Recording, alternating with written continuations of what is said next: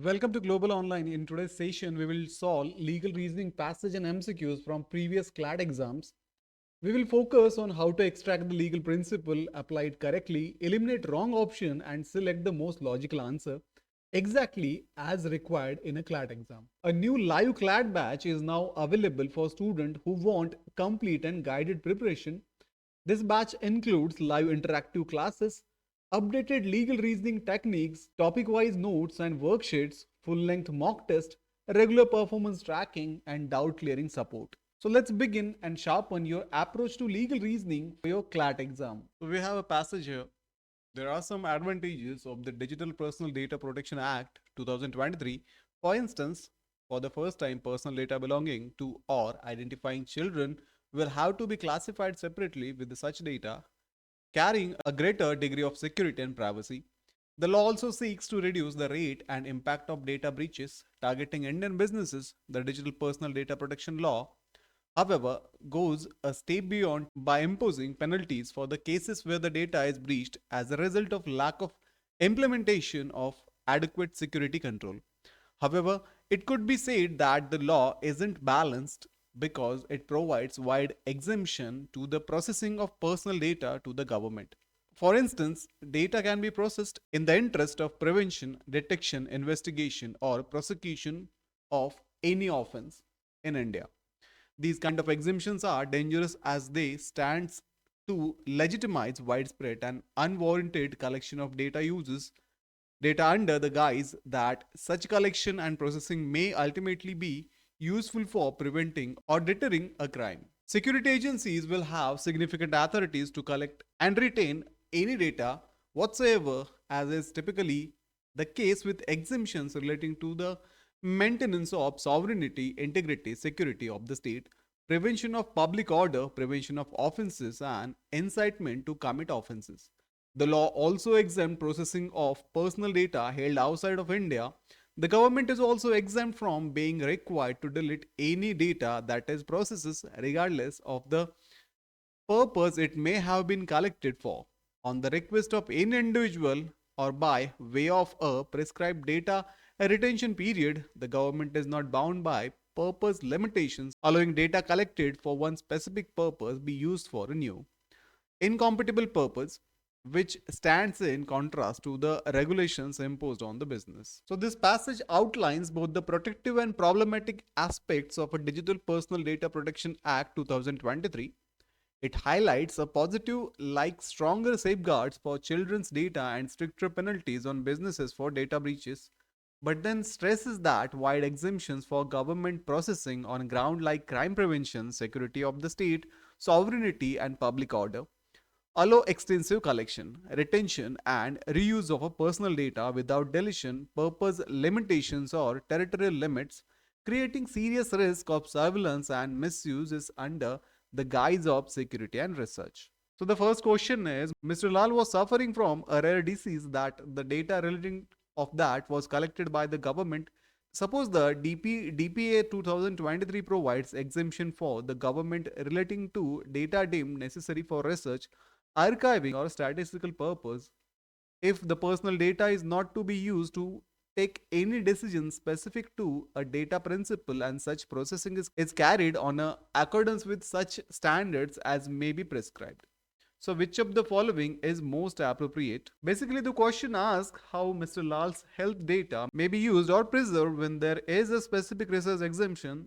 Data may be processed for research, archiving, statistic if it is not used to take any decision about a data principle and is processed per prescribed standards. So the passage says the data gives broad exemption to government processing, including for purpose like prevention, detection, investigation, and similar public interest ground, and mentions that government is exempt from deletion and purpose limitation. The hypothetical adds an explicit research exemption as long as no individual specific data is taken.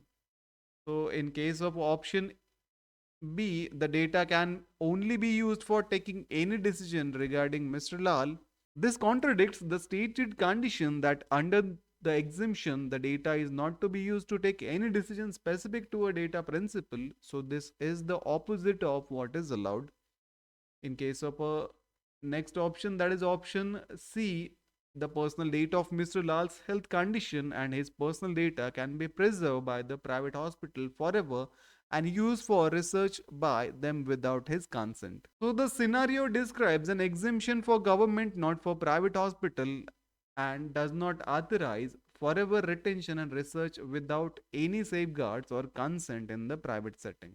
In case of option A, the personal data of Mr. Lal can be preserved by the government till the research on rare diseases is completed. So this fits the described research archiving exemption. The government can preserve and process data for research purpose, not for taking individual decisions according to the prescribed standards. Hence, option A will be the correct answer here. Next question is, suppose the DPA 2023 provided exemption for the processing of personal data for the purpose of ascertaining the financial position of any person who has defaulted in payment of amount due to loan taken from nationalized bank. Mr. X commits a default in repayment of EMI of loan taken from nationalized bank. So this question is asking which kind of data processing is justified when there is an explicit exemption allowing processing of personal data for the purpose of ascertaining the financial position of a loan defaulter.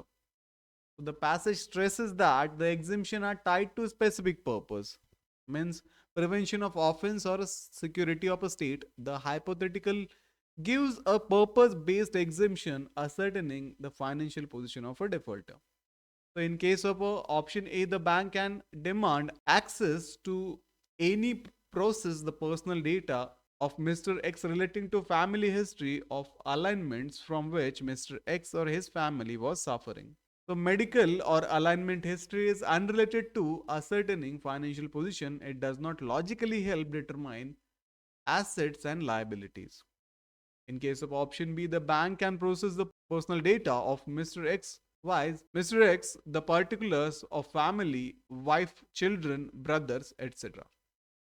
So purely demographic family composition data without connection to the assets or liabilities goes beyond what is a reasonably necessary to a certain financial position. In case of option C, the bank can process the data of Mr. X for the purpose of ascertaining the assets and liabilities of the defaulter. So this directly serves the given exempted purpose. Knowing his assets and liabilities is exactly what financial position implies. Hence, option C will be the correct answer here. Next question is, suppose Mr. Y, a citizen of India, is working in a MNC in New Zealand since 2021. The MNC has obtained personal details of the employee for the purpose of recovering the amount of indemnity bond if Mr. Y left the job within 3 years of joining. So this question asks whether and how DPA applies to an Indian citizen's data when processed outside India by foreign MNC and whether timing or location of data storage matters. So the passage notes that the law also exempt processing of personal data held outside of India, highlighting both territorial and government side exemptions. The hypothetical wants you to see that data held outside India is outside DPA's scope. So in case of option A, Mr. Y can file an application in India for protection of his digital personal data under the DPDPA if he leaves the job in September 2023 and returns to India. So this assumes DPDPA governs that foreign held data. The passage states personal data held outside India is exempt. So this protection route is misplaced. In case of a next option, that is option B, Mr. Y being a citizen of India can claim protection against the MNCs for misuse of his personal data even while serving in a New Zealand. So citizenship alone does not override the territorial exemption mentioned. The issue is where the data is held or processed. In case of option D, the DPA 2023 is not applicable since the data has been obtained before the enactment date of a DPDPA. The passage does not frame inapplicability of a purely temporal grounds. The key text says exemption for data held outside India. While in case of option C, the DPDPA 2023 is not applicable since the data is held outside India. So this tracks the passage's explicit exemption for the personal data which is held outside India. Hence, option C will be the correct answer in this case. Next question is, if personal data is defined as any data about an individual who is identifiable by or in relation to such data, which of the following shall be classified as a personal data? So this question is asking which of the listed items qualify as personal data under the definition any data about an individual who is identifiable by or in relation to such data. So the question itself supplies the definition. In the passage discusses personal data in the sense of identifiable information about individuals, that is, health and financial records, etc. So, option A, name of a person, a name clearly identifies an individual. In case of option B, full residential address, this can directly identify where a specific person lives, thus identifying them. In case of option C, Aadhaar number, a unique government issued identifier that directly pinpoints the individual. So all three independently makes a person identifiable. So option D, all of the above, this correctly groups all three as a personal data. Hence option D will be the correct answer in this case. Next question is, in which of the following cases the access to personal data shall be granted and the person whose data is accessed and processed cannot claim personal data protection. So the question asks, in which situation access to personal data is allowed under typical public interest exemption, so that the individual cannot successfully invoke personal data protection to block it. So the passage states that the law gives government-wide exemption to process data in the interest of prevention, detection, investigation, or prosecution of offenses, securities of state, personal public order, and prevention of offenses, giving security agencies extensive authority. Mr. Z has committed many robberies and police wants to access his Aadhaar detail and fingerprint data for the purpose of tracing Mr. Z. So this fits prevention, detection, investigation, or prosecution of any offense using identifier to trace robbery suspects falls squarely within that exemption. In case of option B, it apprehends that a person identified as a Mr. G would spread hatred among various communities, which would lead to riot, and police intends to use the mobile number and the personal details of Mr. G for the purpose of preventing such comes. So this is also aligns with the maintenance of public order and prevention of offenses, also explicitly notes as grounds for exemption. So given that both A and B fall within the broad government security related exemptions, option C, both A and B, best reflects when data protection claims are overridden. Hence option C will be the correct answer in this case. Next question is, which of the following is correct? The question asks which option accurately reflects limit under data protection regime that require consent, purpose, limitation, and restriction, arbitrary use, or a sale of personal data, keeping in mind that the passage is critical of broad government exemptions, not supportive of unlimited use or a sale by private entities. So the passage condemns widespread and unwarranted collection of data and notes that government is exempt from the deletion and purpose limitation in contrast to the stricter regulation on businesses. It does not authorize selling personal data or using it for whatever purpose. Such practices are precisely what data protection law is meant to control. So in case of this, option A, a personal data collected by health service provider can be sold to an insurance agency by the service provided without the consent of the concerned person. So this contradicts core data protection principles, that is consent, purpose, and limitation. Nothing in the passage suggests this is allowed. In case of option B, personal data collected by the government can be used for whatever purpose. So the passage says the government is not bound by purpose limitation and has broad exemption, but this is exactly why it is criticized as a dangerous and unbalanced. Stating it as a blanket can be used for whatever purpose as a correct legal position overstates and normalize what is criticized. In case of option C, personal data collected by insurance company can be sold to mobile companies for mobile marketing without the consent of the concerned person.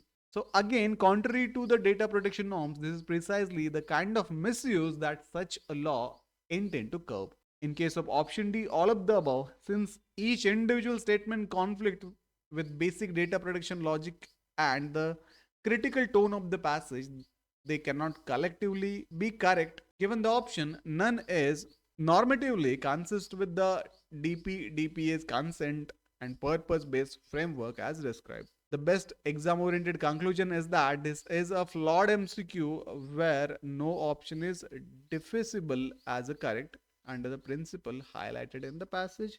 So such type of question can be withdrawn by the consortium as soon as the answer key is released. So guys, that brings us to the end of today's legal reasoning PYQ session. These questions are essential for building speed, accuracy and exam ready confidence. Students who want strong self-study support can check out the Law CET and CLAT book by Global Online Publication, one resource for complete preparation.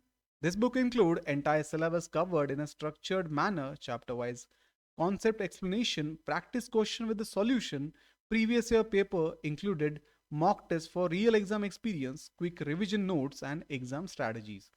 So the purchase link is available in the description. Like, share and subscribe to Global Online for more CLAT preparation content. See you in the next lecture. Thank you.